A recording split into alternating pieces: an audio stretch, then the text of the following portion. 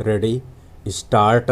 Cyber धोखाधड़ी में लिप्त 2 लोगों की मुंबई से गिरफ्तारी के बाद जिस तरह यह उजागर हुआ कि उनकी ओर से ठगी गई रकम सैकड़ों करोड़ों रुपए हो सकती है, वह इसका सूचक है कि डिजिटल अरेस्ट, निवेश के लालच और अन्य तरीकों से साइबर धोखाधड़ी करने वाले कितने अधिक बेलगाम हो गए हैं।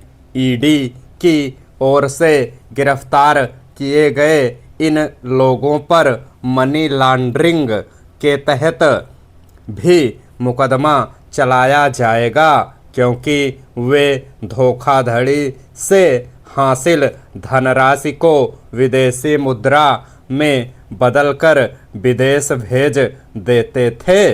इस नेटवर्क की व्यापकता का पता इससे चलता है कि यह 20 राज्यों में फैला था और इसे 400 खातों के जरिए संचालित किया जा रहा था। इस गिरोह के शिकार लोगों की संख्या सैकड़ों में है। इसका मतलब है कि साइबर धोखाधड़ी का काम एक तरह से एक उद्यम की तरह चलाया जा रहा था। यह संगठित अपराधियों की ओर से की जाने वाली ऑनलाइन डकैती ही है। हैरानी नहीं कि देश में साइबर धोखाधड़ी करने वाले इस तरह के और भी बड़े गिरोह हों। वैसे भी छोटे मोटे गिरोहों की तो कोई गिनती ही नहीं है। उनकी सक्रियता का पता इससे चलता है कि लगभग हर दिन देश के किसी न किसी हिस्से से साइबर ठगी का कोई मामला सामने आता है।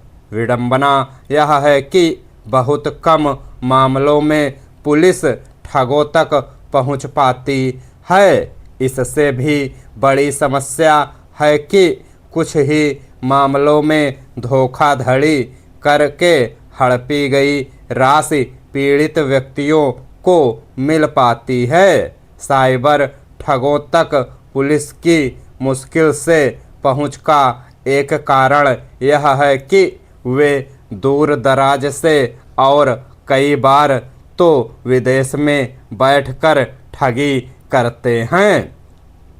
साइबर ठगी के बढ़ते मामलों का संज्ञान सुप्रीम कोर्ट भी ले चुका है और वह कुछ मामलों की जांच सीबीआई को भी सौंप चुका है। लेकिन यह कहना कठिन है कि साइबर अपराधियों पर कोई प्रभावी लगाम लग पा रही है।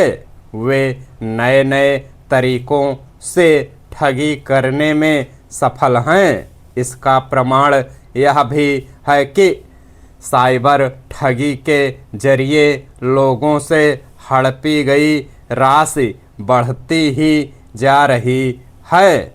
वैसे तो बैंकों में जमा धन की हेराफेरी पहले भी होती थी, लेकिन इसके मामले बहुत कम होते थे और अधिकतर मामलों में धोखाधड़ी करने वाले पकड़े जाते थे। लेकिन साइबर अपराधी बिल्कुल निरंकुश दिख रहे हैं। यह मानने के अच्छे भले कारण हैं कि साइबर ठग पुलिस से 2 कदम आगे हैं। एक ऐसे समय जब ऑनलाइन बैंकिंग और डिजिटल लेन देन का चलन बढ़ता जा रहा है, तब साइबर ठगी पर प्रभावी अंकुश न लग पाना गंभीर चिंता की बात है।